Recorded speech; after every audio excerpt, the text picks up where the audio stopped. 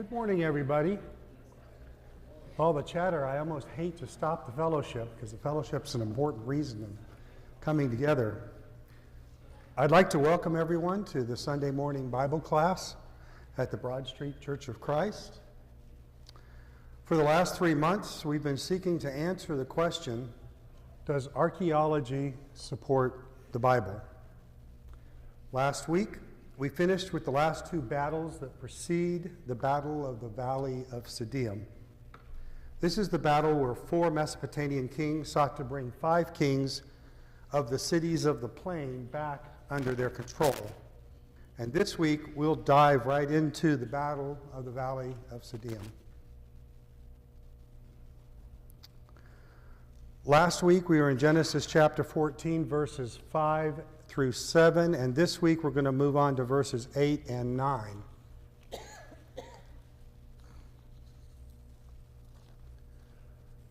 Then the king of Sodom, the king of Gomorrah, the king of Admah, the king of Zeboim, and the king of Bela, that is Zor, marched out and drew up their battle lines in the valley of Siddim against Chedorlaomer, king of Elam, Tidal, king of Goyim, Amraphel, king of Shinar, and Arioch, king of Elasar.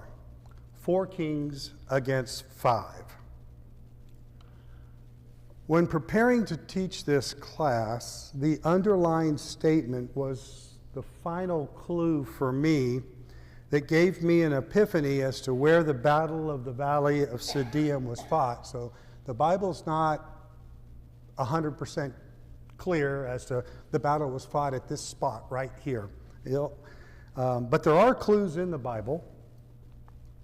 And for the next couple of minutes, some of what I'm about to say is my own personal conjecture based on several clues given in the Bible. So I urge you to be critical of what you're about to hear. I'll try to be clear as to what is from the Bible and what is my personal conjecture. I remind you of passages like Acts chapter 7, verse 11, 1 Thessalonians 5:21, and 1 John 4:1, which tell us to examine the scriptures to test what we were taught to see if it comes from God.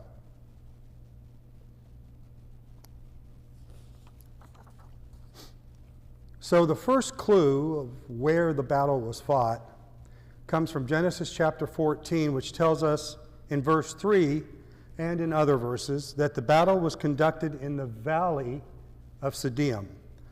And they also call it the Dead Sea Valley. The Oxford Dictionary defines a valley as a low area of land between the hills or mountains on at least 2 sides. So we need to look at the geography to find such a location.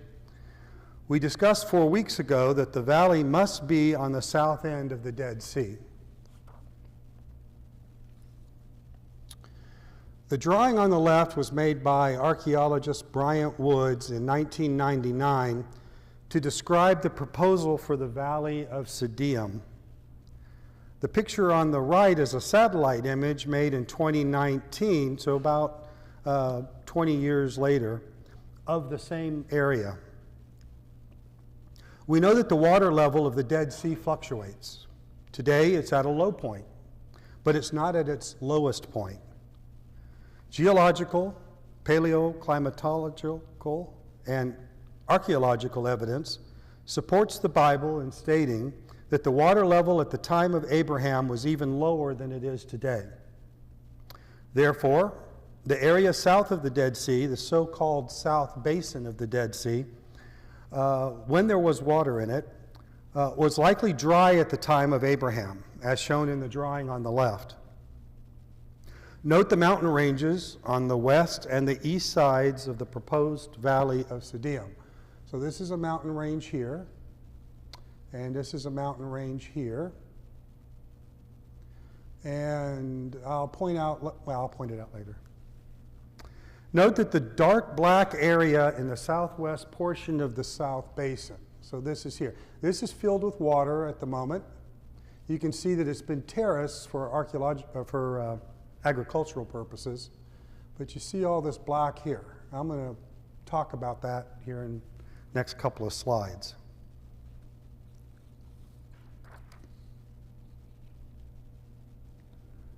The next clue to the location of the Battle of the Valley of Siddim is in Genesis chapter 14, verse 10.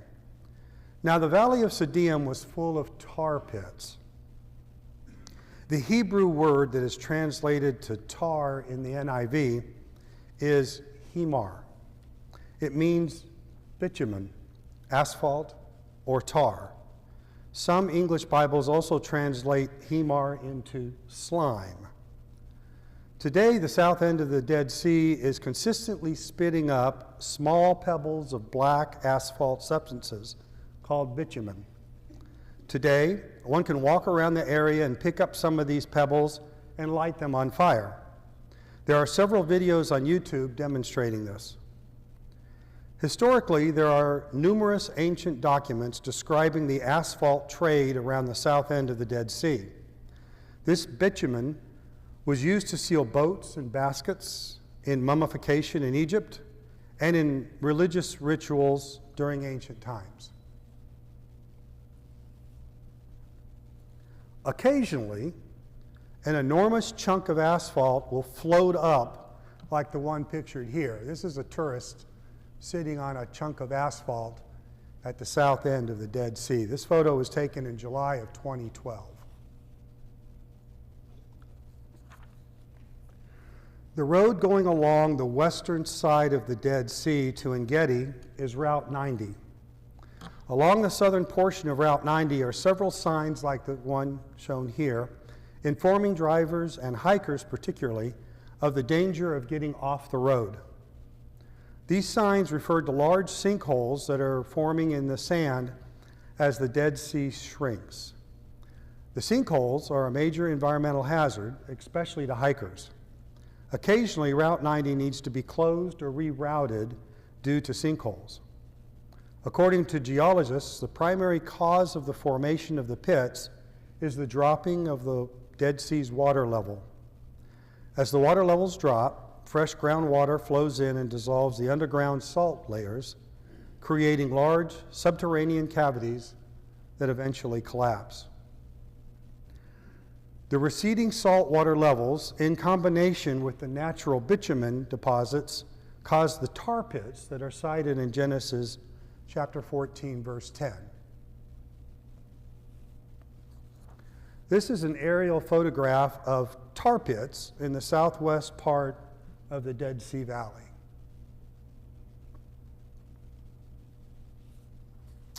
So in the drawing on the left, I've added little black circles in the general area of the sinkholes that have been reported by the Israeli government since 1980, when the water levels of the Dead Sea began to drop.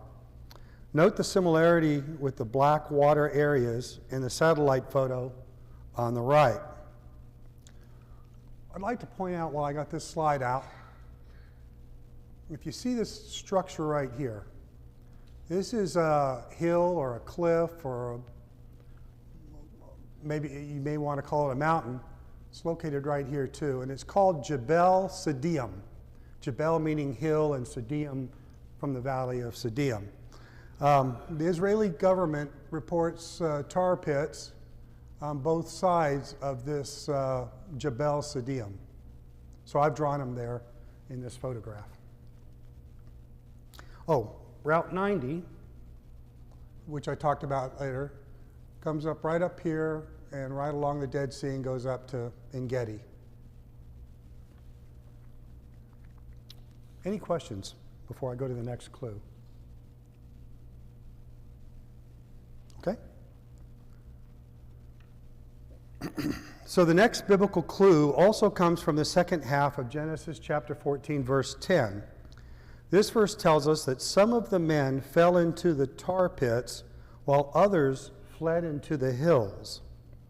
In addition, Genesis 14, verse 13 tells us that one of the fleeing men ended up in Hebron and told Abraham what had happened.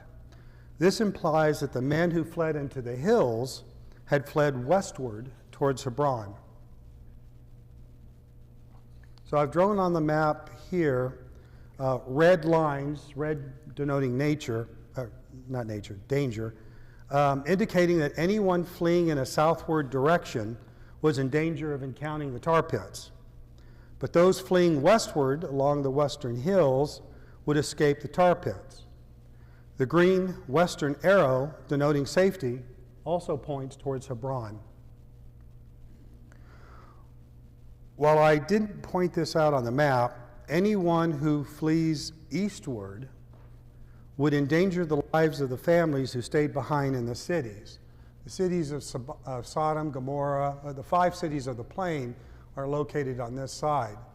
So if you flee from this direction and the army or soldiers follow you, you would endanger your own family as the armies come into the city. So from a military perspective, if you're going to flee, you're not going to flee in this direction. You're going to go south or you're going to go west.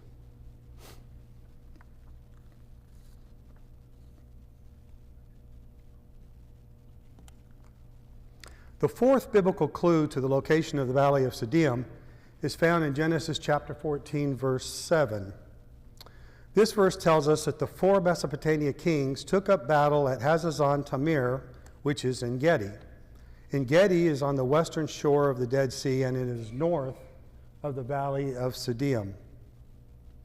The 5th clue comes from Genesis chapter 14, verse 9, which states that the 5 kings of the cities of the plain marched out and drew up their battle lines in the Valley of Siddim. This means that the battle was not a siege of one or more of the cities in the plain like the 6 other battles that preceded this one, but it was out in the open or in the valley. Now, the best place for a smaller army to fight a larger army out in the open is to trap them between 2 geographical barriers. Trapping them with water on one side and with the mountains on the other side prevents the larger army from encircling the smaller army and provides a smaller front, which would be easier for the smaller army. So on the picture on the left, I propose that the most likely place for the battle to have been fought is on the southwestern shore of the Dead Sea, where the army of the Mesopotamian kings would have the Dead Sea on their left-hand side and the mountains on their right-hand side. This would seriously impede their movement. They would be trapped in a manner similar to the way that the Persians were trapped at the Battle of Thermopylae about 1400 years later, where 300 Spartan soldiers held off thousands of Persian soldiers in a narrow mountain gap in Greece. On the satellite map on the right, I portrayed the movement and the battle lines of the Mesopotamian army in red at the top. So the army would be coming down from En Gedi and coming down to here, where they would meet the battle lines that were drawn up by the cities of the plain, the armies of the cities of the plain. They marched out and drew their battle lines here or somewhere between here and En Gedi.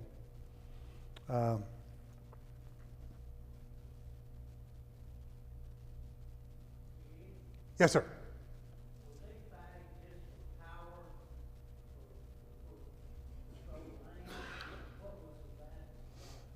So the question for those out in homeland, out in the video, was what were they fighting for? What was the purpose of the battle? And the verses previously tell us that the kings of the 5 cities of the plain have been paying tribute to the kings of Mesopotamia, primarily the king of Elam, for, I think it says 13 years. Either 13, I think it was 13 years. And then they decided to stop paying that tribute. And so the Mesopotamian kings decided to come and teach them a lesson, bring them back under control. So it wasn't to fight for land per se, it was to reestablish the tribute payments that had been going on and had stopped. Yes?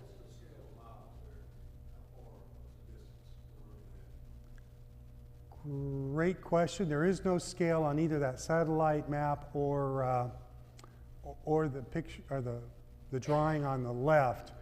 It's in terms of miles. Don't know exactly, so I'm going to give you an estimated guess. It's probably no more than 10 miles from here to here. It's probably not even that far.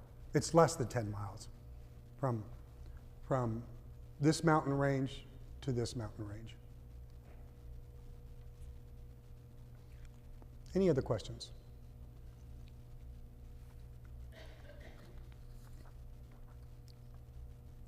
So if there are no other questions, I'm going to move on to the next verse. The four kings seized all the goods of Sodom and Gomorrah and all their food, and they went away. They also carried off Abram's nephew Lot and his possessions, since he was living in Sodom. Note that the verse mentions that they sacked Sodom and they sacked Gomorrah, but it doesn't mention anything about raiding the other three cities. Now that may be because those cities are so small that there wasn't really anything there to sack. So I propose that after the battle, the Mesopotamian kings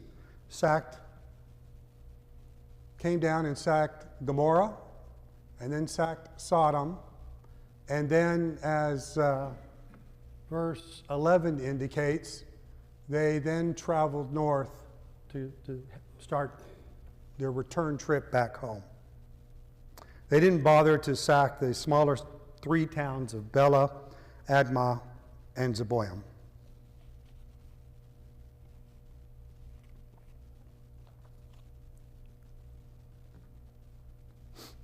And then verses 14 through 15, it's referring to Abraham here, and went in pursuit as far as Dan. During the night, Abram divided his men to attack them, and he routed them, pursuing them as far as Hobah, north of Damascus, and has been I don't know if you want to use the word tradition, practice here. If it's underlined, that's a place name, and we're going to talk about those place names. If it's in red, I need to talk about the translation of that particular word. The Hebrew word that is translated as north in the NIV is mishomol. Mishomol is translated as north in the NIV. Some English versions, it's translated as left of. In this case, left of Damascus. The translation left of is the literal meaning of the Hebrew word mishomol. Both translations are correct from a Middle Eastern perspective, but can be misleading from a Western perspective. When considering direction, Westerners often orient themselves to the north, and therefore left would be west. Easterners orient themselves to the east, the source of the rising sun. Left of would then be north. So just something to be aware of. This is another example of how understanding the culture can help us understand the intent of the author.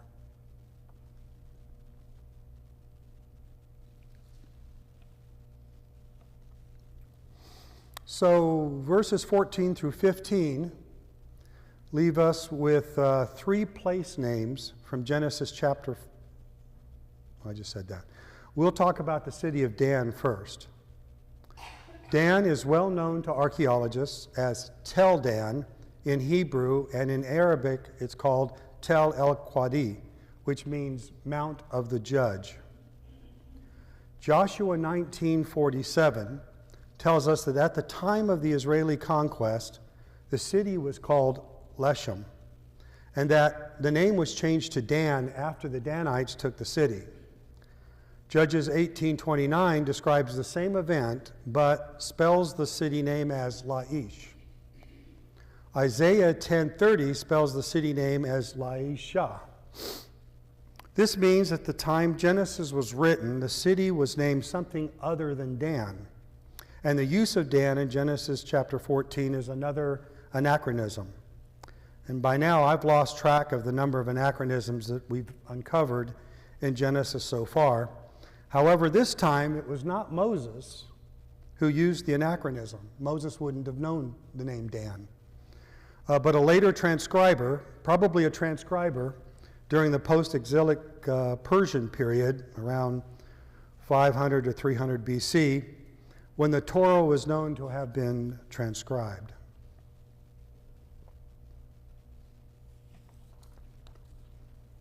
Tel Dan is in the northernmost part of Israel. The Bible in 9 places describes Dan as the northernmost city in Israel at the time of King David. Dan lies on several trading routes, making possible the prosperity of the city. Dan as a city, remember there was a tribe named Dan, so Dan as a city is mentioned in the Bible 19 times. The city of Dan is mentioned in Genesis 14 as a one-way stop for Abram on his way to rescue Lot from the 4 Mesopotamian kings. This means that the city was occupied by the Canaanites at the time of Abram. The city of Dan is mentioned once in Deuteronomy 34, verse 1, as part of the view given to Moses as he stands on Mount Nebo looking over the Promised Land. It is also mentioned 3 times in the book of Joshua and Judges as a city taken by the tribe of Dan. This means that the city was occupied by the Sidonites, or the Phoenicians, or the Canaanites, all subgroups, at the time of the Israeli conquest, some 400 years after Abraham.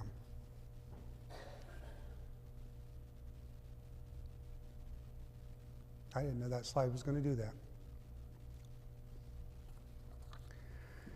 The city of Dan is mentioned 9 times as the northern boundary marker of the country of Israel during King David's reign.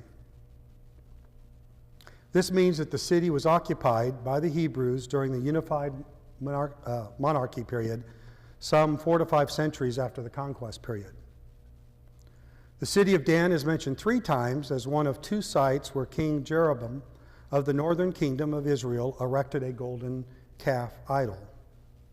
This means that Dan was occupied by the Hebrews during Jeroboam's reign, roughly 931 to 910 BC. The city of Dan is also mentioned 2 times as one of the cities captured by Ben-Hadad, prince of Aram, during the king of King Asa in Judah and King Baasha of Israel. This means that the city of Dan was occupied by the Hebrews during the reigns of Asa and Baasha, somewhere roughly 900 BC, and is likely occupied until the capture of Israel by the Assyrians in 733 BC.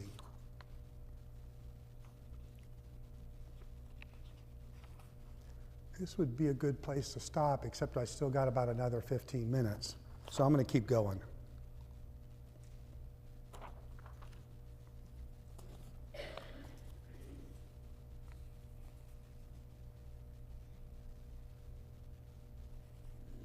I didn't realize I had done that.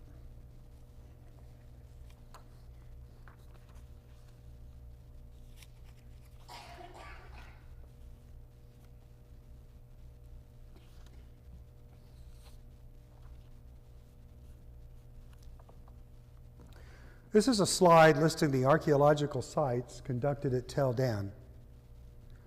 Zeev Yavin made a brief exploratory survey at Tel Dan in 1963. This was a survey and not excavations.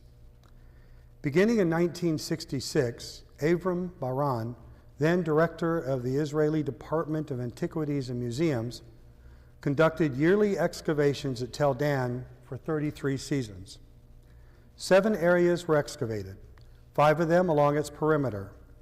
Among the most significant findings include intact brick gate, ramparts, and tombs dating to the time of Abraham, ceramic vessels and grain pits dating to the time of King David, the sacred high place and gate complexes dating to the time of King Jeroboam, and the Dan stele, which mentions the house of David and the kings of Israel and Judah. Beginning in 2005, David Ilan of the Nelson Glueck School of Biblical Archaeology conducted yearly excavations for another 10 years. I'm sorry, another 19 years. Question? Weird question to be this far in it, but the difference between a survey and An excavation? So for the audience, the question is, what's the difference between a survey and an excavation? In archaeology terms, a survey is archaeologists will come out and take a look at an area. He'll look to see what's on the surface. He won't dig anything up per se. He'll pick up anything that's on the ground, but he's not digging to find the layers underneath. An excavation, they would purposely dig up the ground, look up the various layers to determine not only what's on the surface, but what's underneath. And tells archaeological sites, ancient cities are usually built one on top of the other. So the uppermost city is the latest, and you dig down till you find the next one, and then you dig down till you find the next one. And that's what an excavation would do. so many years later there would be still stuff on the surface? It depends. There could be pottery. You can go out to Israel today and walk around a historic area that's not occupied and find pottery still.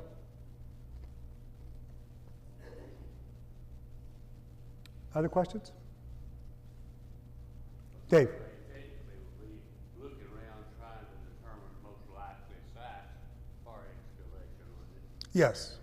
So the question is, would a survey then be a sort of a pre-study, a look around to see if where an excavation should be conducted? And that's exactly right. It's exactly what they're looking for. When the next group comes out, or if I come back next, they usually do this in seasons. They don't work all year long. They'll work for a season, and they'll go home and study what they found and write a few things up, and then they'll come back a year later and continue the work. That's typically what happens during an excavation. A survey and then an excavation. Well, that's what the survey does. So actually that question's a little bit broader. The question is, how do they know where to start? Where do you find a historic site? Oftentimes it's the side of a hill, a big hill that's unoccupied, no one's living there, but just doesn't quite look like a natural hill. So they'll do a survey to see, is there something here worth digging up? And then after that survey, they'll start the excavations, and if they find something, then they'll do it for, in a good world, they do it for several seasons until they uncover what they need to uncover. Dave. One of the things in a survey, they would do exactly what you did earlier. They would take clues from what they do to determine the most likely area, and then they put all these clues together, and then they start looking around and saying, okay, this likely is the site, rather than just get a shovel and start digging. They'll take the clues that they exist from a Bible and from other sources. So the statement was that a survey would do exactly what I did earlier with the Battle of Siddim. They would look up Bible clues to find a general location and then do the survey to determine where they should do the archaeology. So if I was to do a survey to try to find the Battle of Siddim, I would go out and I would look up in between the water and the mountains on the west side, starting from the very bottom, and work my way up to Engedi to see if I could find arrowheads and spear tips and whatever as a place to start digging. You're exactly right. Exactly right. Other?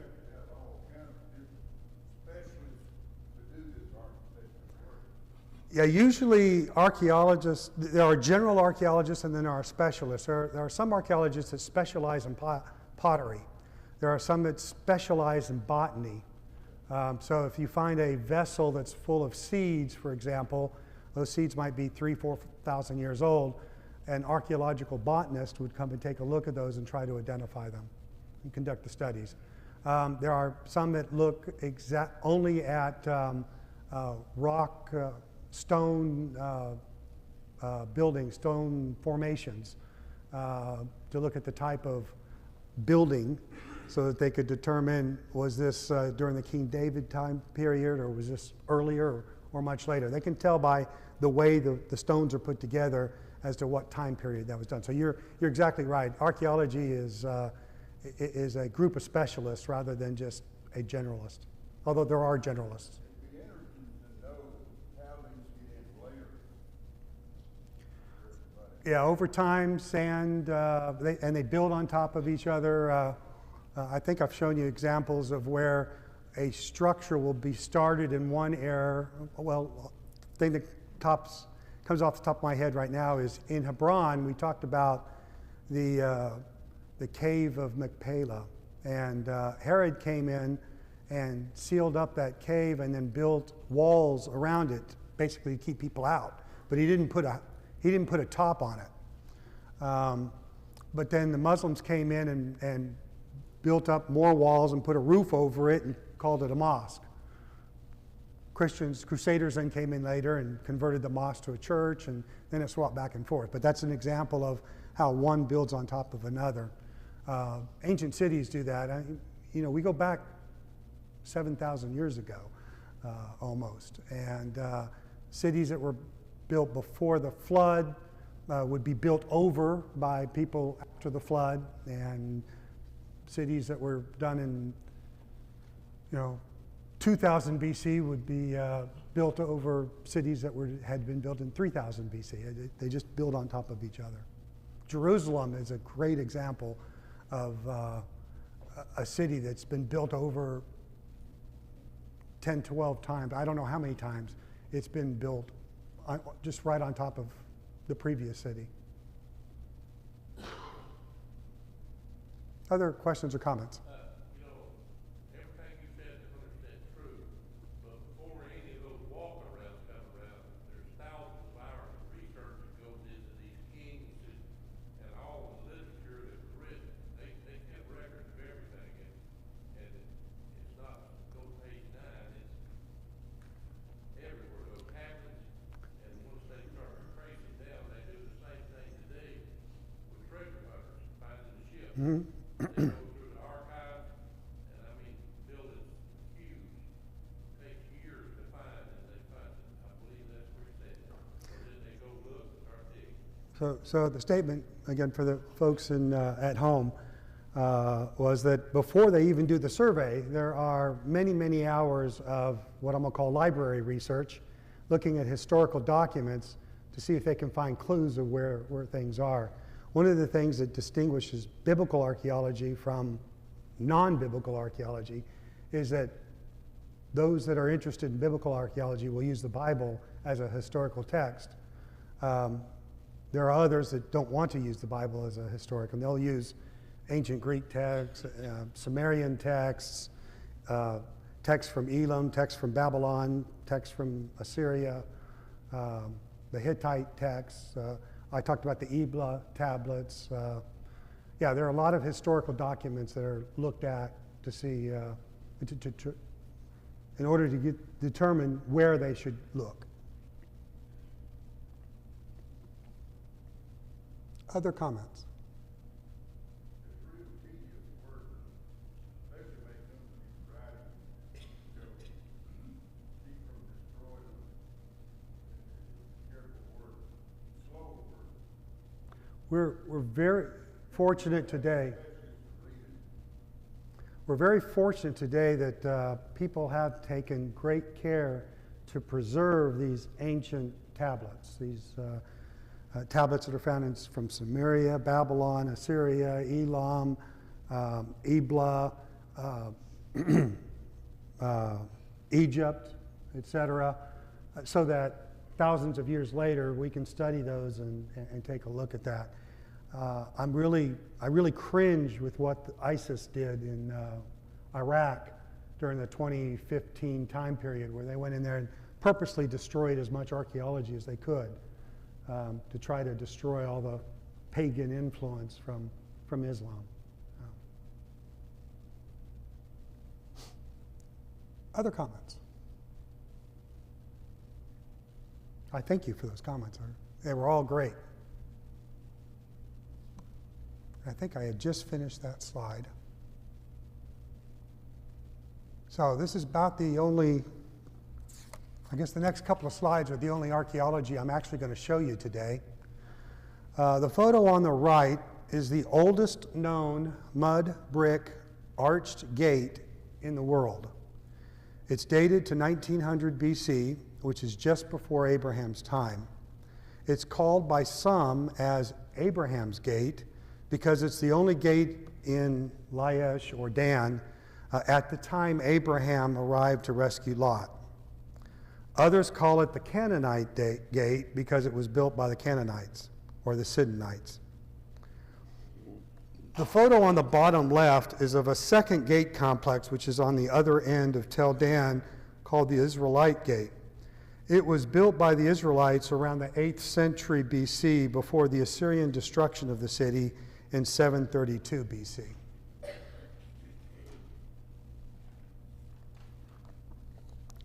This is a photo of the high place of Dan.